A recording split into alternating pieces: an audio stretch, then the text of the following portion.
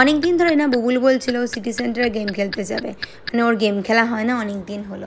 তাই ভাবলাম চল শনিবার দিন সন্ধ্যের সময় বাড়িতেই আছি, তো ওদেরকে নিয়ে যাই সিটি সেন্টার। ভয় একটু লাগছিল যদি হঠাৎ করে বৃষ্টি হয়, কিন্তু ভয়টাকে পকেটে পরে বেরিয়েই পড়লাম সিটি সেন্টারে। ঢুকতেই ভাবছিলাম যে সিটি সেন্টারে যাচ্ছে, যদি কিছু অফ পাই তাহলে দেখে নেব। দেখতে দেখতে ব্যাস যেরকম ভাবনা সেরকম কাজ। বিং হিউম্যানে চলছে 50% অফ, মানে জুন জুলাই যে অফটা দেয় আর কি।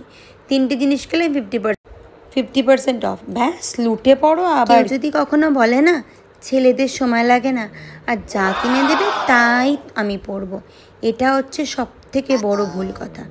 আজকে যা কিনে দেবো তাই পরবো বলতে বলতে 1 ঘন্টা কাটিয়ে দিল, ভাবা যায়।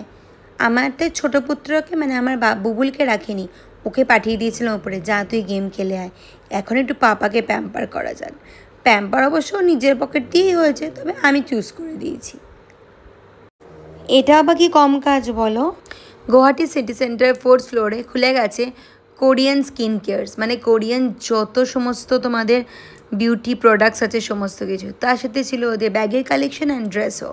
4th ফ্লোরে ঠিক আমাদের যে ফুড সেকশনটা আছে, ফুড সেকশনের লেফট হ্যান্ড সাইডে। তো অপেক্ষা কিসের, চলে যাও ওখানে, যারা যারা কোরিয়ান বিউটি প্রোডাক্টস ভালো পাও। ওখান থেকে বেরিয়ে এসে আমরা নিয়েছিলাম একটা তিরামিসো কেক বাবাইয়ের জন্য, যেহেতু বাবাই আমাদের সাথে আসেনি।